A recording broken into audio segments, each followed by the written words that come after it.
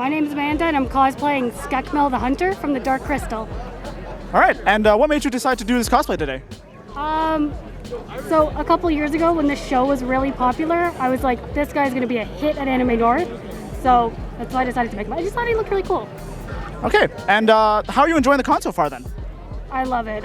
It's amazing. Every year it's super great. How did you put this whole cosplay together then? It's all made out of like EVA foam and cement glue, so it's super lightweight and easy and fine with movement. Like you still kind of wiggle around and do whatever you want. What would you say is your favorite anime? Currently, My Hero Academia.